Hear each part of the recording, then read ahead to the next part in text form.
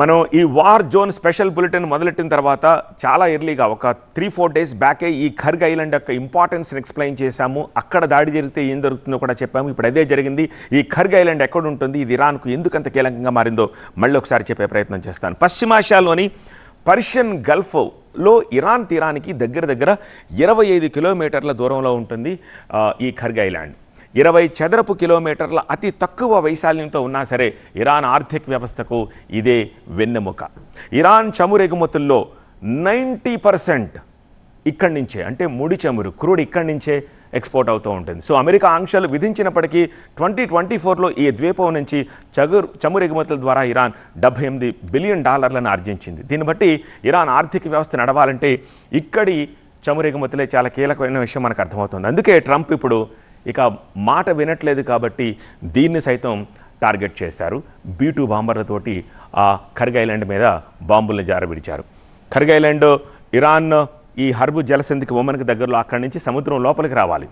ఆ ద్వీపంలో ఉంటుంది. అది 90% ఇరాన్ క్రూడ్ ఆయిల్ ఎగుమతులు ఇక్కడి నుంచే ఉంటాయి. 2024లో $78 బిలియన్ల క్రూడ్ ఆయిల్ ఎగుమతి చేసింది ఇరాన్.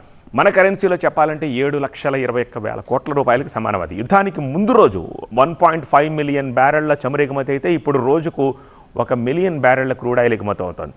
చమురు ధరలు బ్యారెల్కు ఇప్పుడు $110 నుంచి $115 వచ్చేసింది. ఈ యుద్ధంతో ఆ ధరలు మరింత పెరిగే అవకాశం ఉన్నట్టుగా కూడా చెప్తున్నారు. ఇప్పుడు అయితే ఖర్గ్ ఐలాండ్లో ఆయిల్ ఫెసిలిటేషన్స్ని మేమేమీ డిస్టర్బ్ చేయలేదు, అక్కడున్న సెక్యూరిటీస్ని మాత్రమే కొట్టాము, ఆయిల్ని ఇంకా ముట్టుకోలేదు అని చెప్పి వార్నింగ్ ఇస్తున్నారు. ఇరాన్ కూడా దీన్ని అంగీకరించింది. అఫ్కోర్స్ ఇంకా ఆయిల్ జోలికి రాలేదు అని చెప్పి.